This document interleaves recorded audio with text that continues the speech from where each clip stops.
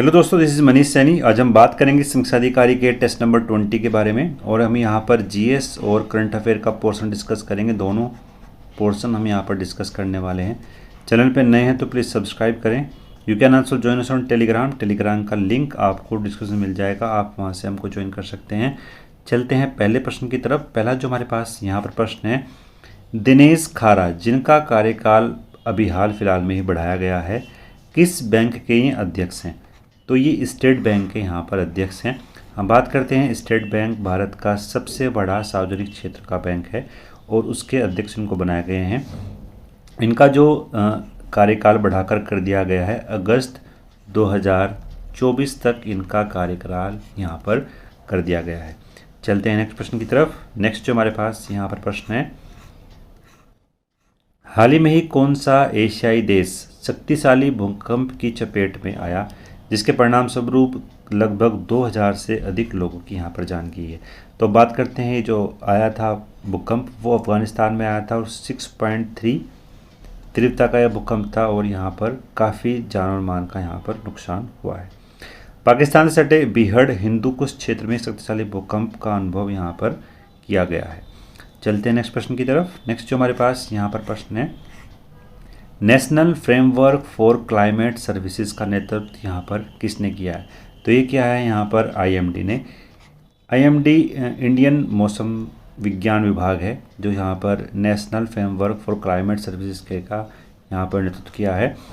जो पूरा यहाँ पर सर्विसेज है, इसका जो लक्ष्य है वो जलवायु सूचना और सेवाओं के उपयोगकर्ताओं के रूप में एकीकृत मंच यहाँ पर प्रदान करना है। और इसका जो लक्ष्य होगा वो कृषि, ऊर्जा, आपात प्रबंधन, स्वास्थ्य, पानी जैसी कुछ जो बेसिक नीड हैं उनको पूरा करने पर यहाँ पर होगा। चलते हैं नेक्स्ट प्रश्न की तरफ। नेक्स्ट जो हमारे पास यहाँ पर प्रश्न है, भारत ने इजराइल और हमास जो संघर्ष है वहाँ पर भारतीय नागरिक जो फंसे हुए हैं उनको निकालने के लिए ऑपरेशन अजय की शुरुआत की गई है। और यहाँ पर पहली जो यात्री यहाँ पर थे उसको यहाँ पर पहुँचा दिया गया है इंडिया। कल वो यहाँ पर फ्लाइट जो है वो लैंड की गई है। चलते हैं नेक्स्ट प्रश्न की तरफ। नेक्स्ट जो हमारे पास यहाँ पर प्रश्न है कि हाल ही में ही केंद्रीय मंत्रिमंडल ने किस राज्य में केंद्रीय जनजातियों के लिए एक विश्वविद्यालय की स्थापना को यहाँ पर मंजूरी दी है? तो वो मंजूरी दी है यहाँ पर तेलंगाना में। एग्ज़ाम के पॉइंट ऑफ व्यू से काफ़ी महत्वपूर्ण है। ये अपने तरीके का जो विश्वविद्यालय होगा, ये जनजातीय विश्वविद्यालय है। और हाल ही में ही अगर हम बात करते हैं, 2009 में संशोधन के माध्यम से तेलंगाना में एक केंद्रीय जनजातीय विश्वविद्यालय स्थापित करने की मंजूरी यहाँ पर दे दी गई है। और तेलंगाना के मुलुगु ज़िले में यहाँ पर ये केंद्रीय विद्यालय खुलेगा और इसके लिए जो फंडिंग है वो भी स्टार्ट यहाँ पर कर दी गई है। चलते हैं नेक्स्ट प्रश्न की तरफ। नेक्स्ट जो हमारे पास यहाँ पर प्रश्न है, कौन सा राज्य या केंद्र शासित प्रदेश समस्कम सरल यात्रा आदिवासी उत्सव की मेज़बानी करता है? तो वो करता है यहाँ पर तेलंगाना में ये 2 दिनों का उत्सव यहाँ पर बनाया जाता है। अगर हम बात करते हैं, यहाँ पर जो जतारा नाम से जनजाति है उसके आदिवासी लोग दुनिया की सबसे बड़ी जो सभाएं हैं उसके रूप में यहाँ पर प्रसिद्ध हैं। यह घटना 13वीं सदी में माँ और बेटी की जोड़ी द्वारा स्थानीय शासकों के खिलाफ कुछ प्रतिरोध की याद यहाँ पर दिलाती है। तो ये महत्वपूर्ण था, जो सरलम यात्रा जो है वो निकालती है तेलंगाना में। चलते हैं नेक्स्ट प्रश्न की तरफ। नेक्स्ट जो हमारे पास यहाँ पर प्रश्न है कि व्यवहार समता और दंड समता कानून किसने शुरू किया था? तो ये किया था यहाँ पर अशोक ने ये जो कानून है, दंड समता कानून और व्यवहार समता कानून, उसको यहाँ पर बताया था। हम बात करते हैं यहाँ पर, अगर हम यहाँ पर डिस्कस करते हैं, जो अशोक ने जितने भी कानून और यहाँ पर व्यवस्थाओं को बनाए रखने का प्रयास किया, उसका जो हमें उल्लेख मिलता है वो शिलालेखों में मिलता है। और शिलालेखों में ही इन कानूनों के बारे में यहाँ पर बताया गया है। ऐसे अगर हम बात करते हैं, कुछ जो शिलालेख हैं वो एग्ज़ाम के पॉइंट ऑफ व्यू से काफ़ी महत्वपूर्ण है। सबसे पहले हम बात करते हैं जो 11वां अभिलेख है, जिसमें यहाँ पर धम्म की व्याख्या की गई है। तो ये महत्वपूर्ण है एग्ज़ाम के पॉइंट ऑफ व्यू से। ऐसे अगर हम बात करते हैं कलिंग युद्ध का जो वर्णन किया गया है वो 13वें अभिलेख में किया गया है। एग्ज़ाम के पॉइंट ऑफ व्यू से ये काफ़ी महत्वपूर्ण यहाँ पर हो जाते हैं। तो चलते हैं नेक्स्ट प्रश्न की तरफ। नेक्स्ट जो हमारे पास यहाँ पर प्रश्न है, इलाहाबाद स्तंभ शिलालेख किसके बारे में जानकारी यहाँ पर देता है? तो ये देता है यहाँ पर समुद्रगुप्त के बारे में। सही आंसर जो उसका होगा वो होगा यहाँ पर ए। इलाहाबाद स्तंभ लेख का जो यहाँ पर प्रशस्ति है वो समुद्रगुप्त के दरबारी कवि हरिशेन ने यहाँ पर लिखी है। एग्ज़ाम के पॉइंट ऑफ व्यू से काफ़ी महत्वपूर्ण है। चलते हैं नेक्स्ट प्रश्न की तरफ। नेक्स्ट प्रश्न जो हमारे पास है यहाँ पर कि कोणार्क के सूर्य मंदिर को किस वंश के राजा ने यहाँ पर बनाया था? हम बात करते हैं यहाँ पर जो कोणार्क का सूर्य मंदिर है उसको जो बनाने का प्रयास किया था वो किया था यहाँ पर राजा नरसिंह देव ने। एग्ज़ाम के पॉइंट ऑफ व्यू से काफ़ी महत्वपूर्ण है। राजा नरसिंह देव वर्मन ने ये बनाया था और ये जो हैं पूर्वी गंग वंश के राजा थे। पूर्वी गंग वंश के ये यहाँ पर राजा थे। तो सही आंसर जो इसका होगा वो होगा यहाँ पर ए। और ये जो इन्होंने मंदिर बनाया वो बनाया था यहाँ पर 1250 ईस्वी में। अब चलते हैं नेक्स्ट प्रश्न की तरफ। नेक्स्ट जो हमारे पास प्रश्न है यहाँ पर कि जहांगीरी महल किस किले में है? तो जहांगीरी जो महल है वो आगरा के किले में है और ये बनवाया था अकबर ने। चलते हैं नेक्स्ट प्रश्न की तरफ। नेक्स्ट जो हमारे पास यहाँ पर प्रश्न है, दीन इलाही जो धर्म है एक तरह से धर्म ही है, इसको कब चलाया गया था?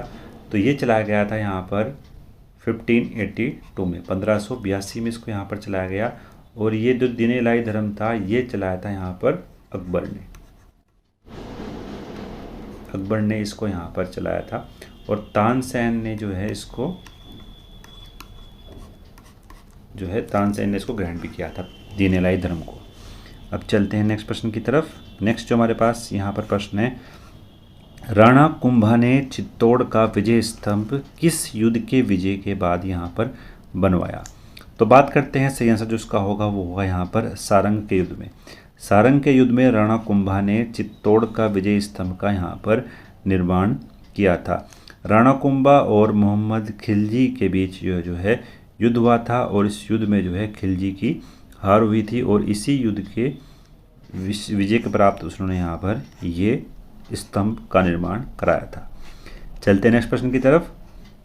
भारत ने महाकाली संधि किस देश के साथ यहाँ पर की? तो ये की थी यहाँ पर नेपाल के साथ। सही आंसर जो उसका होगा वो होगा यहाँ पर भी। महाकाली संधि 1996 में यहाँ पर की गई थी। और अगर हम बात करते हैं जो महाकाली है वो नदी के जल बंटवारे से संबंधित है। नदी के का जो जल है उससे संबंधित यहाँ पर है। तो सही आंसर इसका जो होगा वो होगा यहाँ पर बी, नेपाल। चलते हैं नेक्स्ट प्रश्न की तरफ। नेक्स्ट जो हमारे पास यहाँ पर प्रश्न है, भारतीय संविधान की प्रांतीय संविधान समिति के अध्यक्ष कौन थे? बात करते हैं प्रांतीय संविधान समिति के अध्यक्ष, तो वो थे यहाँ पर सरदार वल्लभ भाई पटेल। सही आंसर जो उसका होगा वो होगा यहाँ पर बी, इसके अध्यक्ष यहाँ पर बनाए गए थे। चलते हैं नेक्स्ट प्रश्न की तरफ। नेक्स्ट जो हमारे पास यहाँ पर प्रश्न है, असम, नागालैंड, गोवा और मिजोरम की स्थापना का सही क्रम क्या होगा? तो सबसे पहले अगर हम बात करते हैं जो असम स्टेट है वो ब्रिटिश पीरियड से ही यहाँ पर है, तो इसको तो हम यहाँ पर कंसिडर कर सकते हैं। नेक्स्ट अगर बात करते हैं नागालैंड के बारे में, तो जो नागालैंड है जो उसकी स्थापना की गई थी 1963 में की गई थी। फिर हम बात करते हैं यहाँ पर गोवा की, तो गोवा की जो स्थापना की गई वो 30 मई 1987 में यहाँ पर की गई थी। मिजोरम की जो स्थापना की गई थी 63 में की गई थी। इसकी जो स्थापना की गई 1967 में। और हम बात करते हैं यहाँ पर मिजोरम की स्थापना, तो वो यहाँ पर की गई थी 20 फरवरी 1987। तो इसका जो क्रम यहाँ पर सही बनता है, सबसे पहले जो आएगा हमारे पास वो आएगा असम, उसके बाद यहाँ पर आएगा नागालैंड, उसके बाद जो हमारे पास होगा वो होगा यहाँ पर मिज़ोरम और फिर गोवा।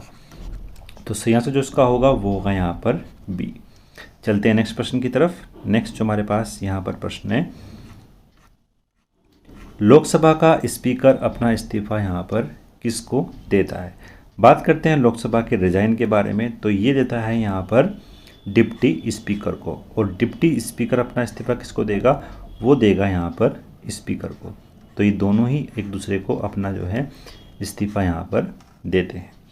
चलते हैं नेक्स्ट प्रश्न की तरफ। नेक्स्ट जो हमारे पास यहाँ पर प्रश्न है, क्षुद्र ग्रह पट्टी किन दो ग्रहों के बीच है।